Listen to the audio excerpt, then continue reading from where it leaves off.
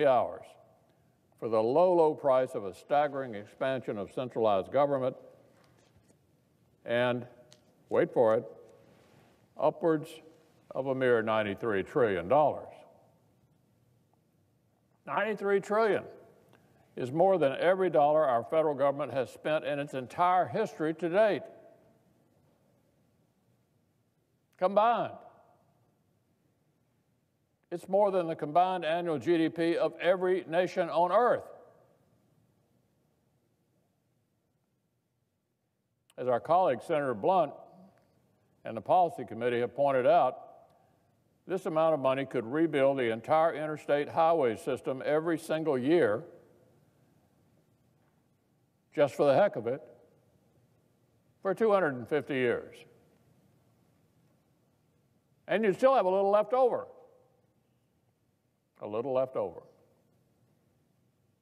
Or maybe Americans would rather have something nicer to drive on the roads we already have. For the comparatively cheap price of just $66 trillion, I'm told the government could buy every American a Ferrari. What a great idea. For the comparatively cheap price of just $66 trillion, the government could buy every American a Ferrari. But of course, everyone would have to get their driving in before Democrats ban the internal combustion engine.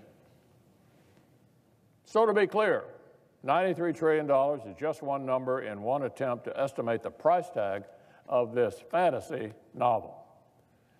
The proposal is so lacking in details and math that it's almost impossible for analysts to even know where to begin trying to connect it to the real world.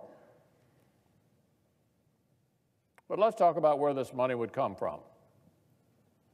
That's always a question worth asking. So if we spread that $93 trillion out over 10 years and over every American household, you get about $65,000 per household. $65,000 every year for every household. The median income in this country is around $60,000. So, Mr. President, like any good socialist plan, I'm sure we'd hear a lot about soaking the rich. We always do. We'd hear that wealthy Americans could pay for this whole thing if only they were sufficiently civic-minded. But of course, that's not even close to accurate. A huge share of the bill would land at the feet of the American middle class.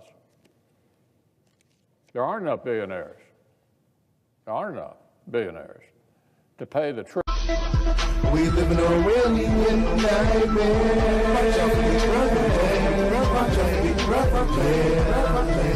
We live in a really nightmare.